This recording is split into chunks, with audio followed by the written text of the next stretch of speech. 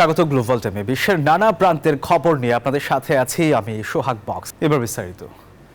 পবিত্র হজে লাব্বাইক আল্লাহুম্মা লাব্বাইক ধ্বনিতে মুখর ঐতিহাসিক আরাফার ময়দান।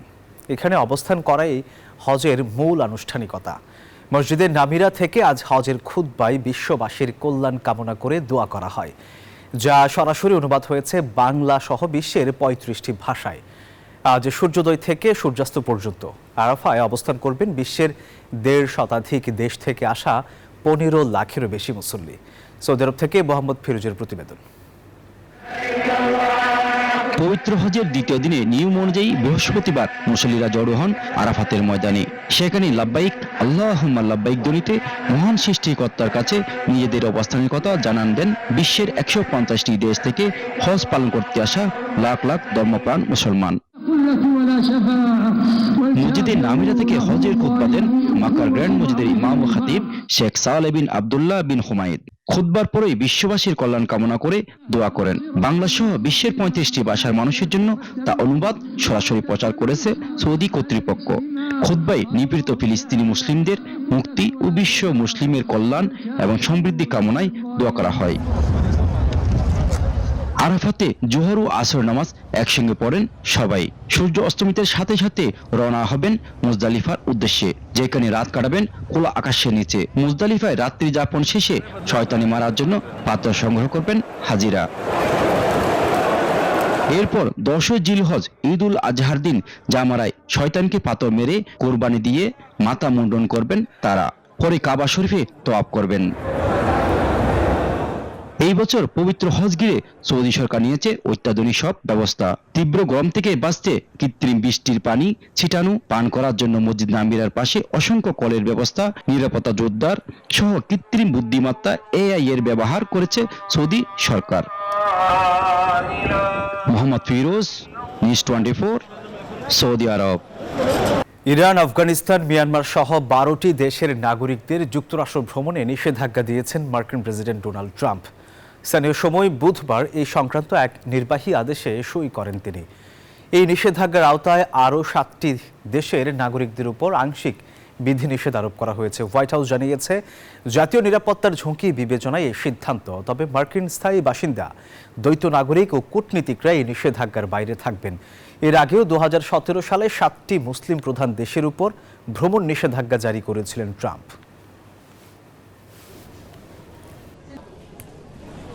এদিকে যুক্তরাষ্ট্রের একদিনে সর্বোচ্চ সংখ্যক অভিবাসীকে গ্রেফতার করেছে অভিবাসন ও শুল্ক প্রয়োগ সংস্থা ICE।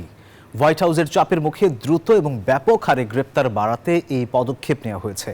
বিশ্লেষকরা মনে করছেন, রাজনৈতিক চাপ ও অভিবাসন নীতিতে কড়াকড়ির প্রতিফলনই ঘটছে এই পদক্ষেপে।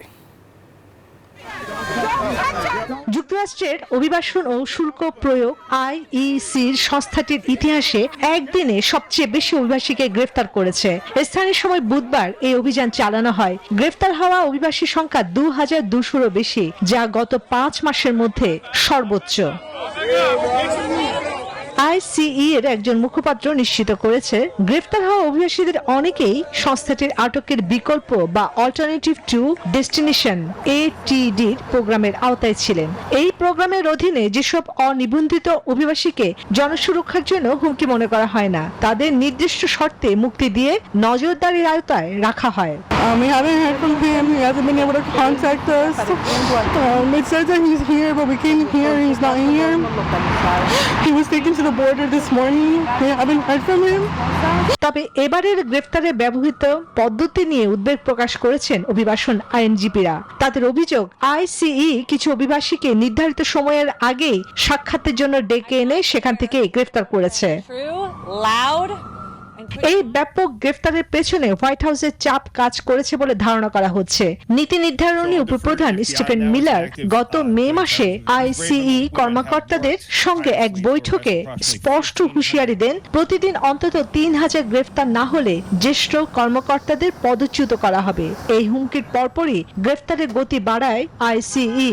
বিশ্লেষকরা মনে করছেন, রাজনৈতিক চাপ ও অভিবাসন নীতির কড়াকড়ির প্রতিফলনই ঘটেছে এই পদক্ষেপে। চন্দ্রানী চন্দ্রা, নিউজ 24। গাজায় স্থায়ী যুদ্ধবিরতি অবাধ মানবিক সহায়তার একটি গুরুত্বপূর্ণ প্রস্তাব বুধবার আটকে দিয়েছে যুক্তরাষ্ট্র। জাতিসংঘ নিরাপত্তা পরিষদে 14টি দেশ প্রস্তাবের পক্ষে ভোট দিলেও মার্কিন ভেটোতে এই উদ্যোগ ভেস্তে যায়। প্রস্তাবে অবিলম্বে যুদ্ধবিরতি, সকল জিম্মির নিঃশর্ত মুক্তি এবং মানবিক সহায়তার উপর সব নিষেধাজ্ঞা প্রত্যাহারের দাবি ছিল। অন্যদিকে গাজায় ইসরায়েলি বর্বর হামলা চলছেই। বুধবারের হামলায় আরও 97 জন নিহত হওয়ায় অক্টোবর থেকে মোট নিহতের সংখ্যা 54,600 জন ছাড়িয়েছে। 18 মার্চ থেকে শুরু হওয়া নতুন দফার হামলায় 4,330 জনেরও বেশি ফিলিস্তিনি প্রাণ হারিয়েছেন।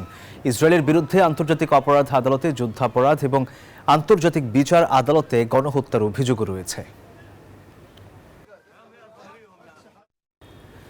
রাশিয়ার বিমান ঘাঁটিতে ইউক্রেনের সাম্প্রতিক হামলার কড়া জবাব দেওয়া হবে বলে মার্কিন প্রেসিডেন্ট ডোনাল্ড ট্রাম্পকে জানিয়েছেন রুশ প্রেসিডেন্ট ভ্লাদিমির পুতিন। বুধবার ইউক্রেন ও ইরান ইস্যুতে ফোনে কথা বলেন দুই নেতা। ট্রাম্প জানান, ইউক্রেন ইস্যুতে আলোচনা ভালো হলেও এখনও শান্তির সম্ভাবনা কম। এদিন রুশ প্রশাসনের কর্মকর্তাদের সঙ্গে উচ্চ পর্যায়ের বৈঠক করেন পুতিন। বৈঠকে জেলেনস্কি প্রশাসনকে সন্ত্রাসী আখ্যা দেন রুশ প্রেসিডেন্ট। অন্যদিকে যে কোনো শীর্ষ বৈঠকের আগে রাশিয়ার প্রতি নিঃশর্ত যুদ্ধবিরতির আহ্বান জানিয়েছেন ইউক্রেনের প্রেসিডেন্ট ভলোদিমির জেলেনস্কি।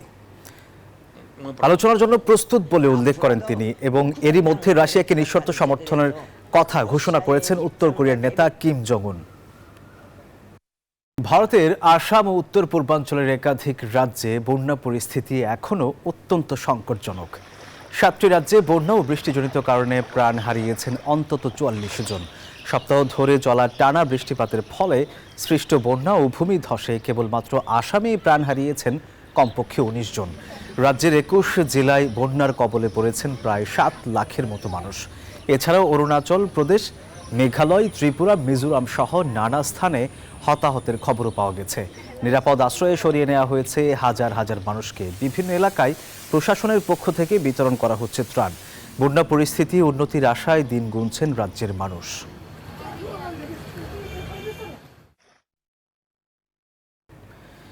দুটি ভয়াবহ বিমান দুর্ঘটনায় 346 জনের মর্মান্তিক মৃত্যুর ঘটনায় 110 কোটি মার্কিন ডলার দিতে রাজি হয়েছে বিমান নির্মাতা সংস্থা বোয়িং। মার্কিন বিচার বিভাগের সাথে হওয়া এই চুক্তির ফলে বোয়িং একটি সম্ভাব্য ফৌজদারি বিচার এড়িয়ে যাবে। এই বিশাল অঙ্কের অর্থের মধ্যে দুর্ঘটনায় নিহতের পরিবার পাবে প্রায় 44.45 কোটি ডলার। বোয়িংয়ের অভ্যন্তরীণ সুরক্ষা ও নিরাপত্তা ব্যবস্থা উন্নত করতে 45.5 কোটি ডলার খরচ করা হবে। বাকি অর্থ যাবে ফৌজদারি জরিমানা হিসেবে।